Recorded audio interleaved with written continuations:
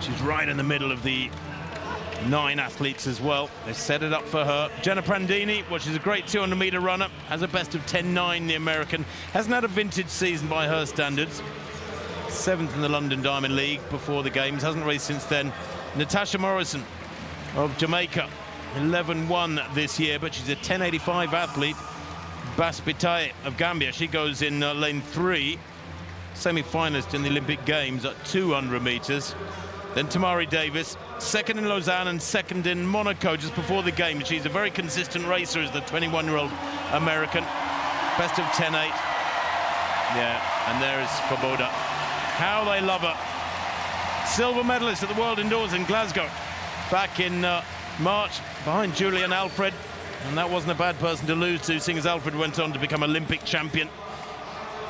Marie-Josée Talou Smith of the Côte d'Ivoire. I'm sure she races more than anybody on the whole circuit. A prolific racer. 4th in Lausanne, 11.07. Still in good form, the 35-year-old. Daryll Neita of Great Britain. 4th in the Olympic 100, 5th in the 200. So frustrated with those, although she got a silver from the sprint relay. Tia Clayton, 7th in the Olympic Games. The Jamaican silver medalist. Only a youngster, just 20 years old. And Patricia van der Weken of Luxembourg completes the lineup. She's a late addition, I think, because when I travelled here a couple of days ago, I was chatting to a certain Dina Asher-Smith at the airport as we were waiting for our bags. Dina announced yesterday she was pulling out of this meeting. I'm not sure if she's felt a niggle or if she's just not feeling 100%, but Dina flew here to Poland, but is not competing tonight. So the meeting record, well, it's a rather impressive one. I'm not sure we'll see an extra one added in this race. 10.66 by Shelly-Ann Fraser-Price of Jamaica a couple of years ago. But 3 Olympic finalists go here. And all eyes on Swoboda in lane 5. There she is, real powerhouse. She's a tremendously quick starter. Look for her to probably lead at halfway and then maybe to get run down. Can she stay ahead, though, to send everyone home on a high? With Mondo, of course, 2 more attempts at that world record in the vault to come. Well, a really good start from Tamari Davis, there, 4th from right. Swoboda's got some running to do here yet. I don't think she's going to win this one. Really good running on the near side, too, from Tia Clayton. Tia Clayton takes it there on the near side, I think. Probably the shortest athlete in the race and the youngest at 20. The Jamaican in lane 8, I think, just nicked that. 10.81. Well, it is super fast. That's the 5th fastest time in the world this year. And for Clayton, it is indeed a new lifetime best by a pretty big chunk. 10.83 she's given, in fact, but it is nonetheless a lifetime best.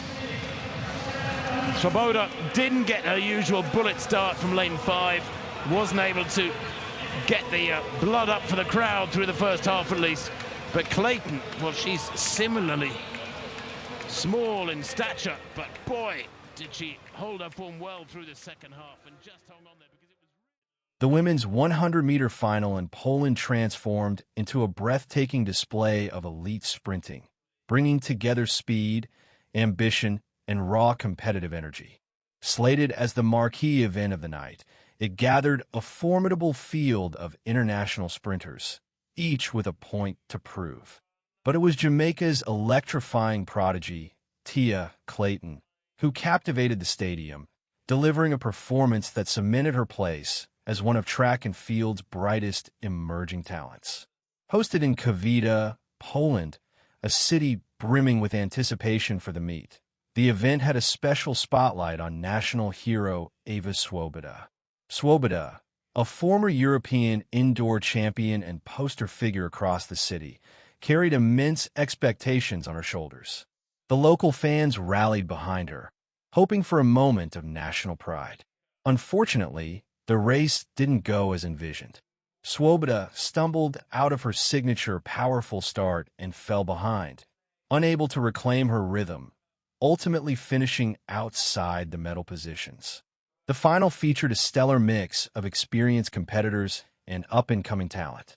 Among the headliners was Jenna Prandini, the seasoned American sprinter renowned for her prowess in the 200 meters.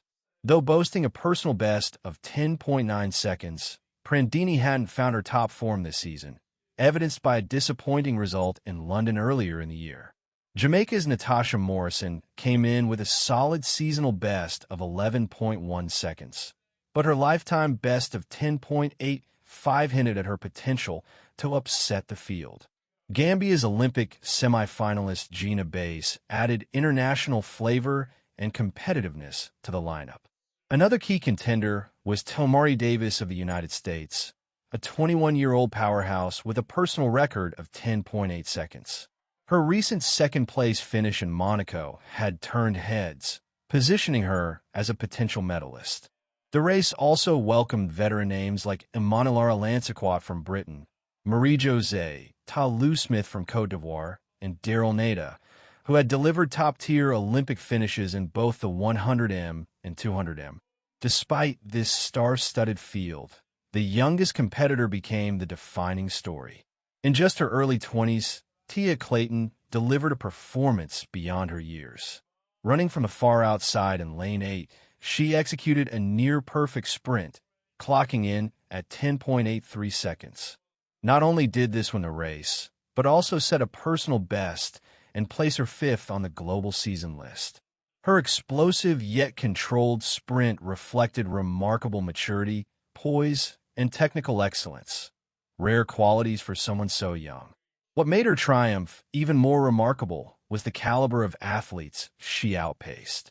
Despite her relatively modest height compared to others, Clayton displayed extraordinary form and unmatched drive, especially in the latter stages of the race. The finish was razor-thin, with the top trio separated by fractions of a second, 10.83, 10.83, and 10.84 respectively, emphasizing the race's fierce competitiveness. This one marked a watershed moment in Clayton's career. At just 20, she has already proven her ability to not just compete with, but overcome seasoned professionals. Her rise has been rapid and relentless, making her one of the most talked-about figures in track and field.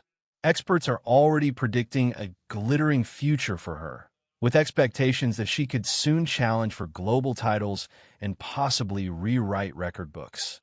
The ascent of athletes like Clayton breathes fresh life into sprinting. With the 2025 season on the horizon, there's a growing excitement about how she and her peers will evolve. Rivalries, which are the heartbeat of the sport, seem destined to intensify as young sprinters push each other to the limits. While Usain Bolt's iconic record still stands untouched, emerging stars like Clayton are drawing nearer, suggesting a new era of sprinting might be imminent.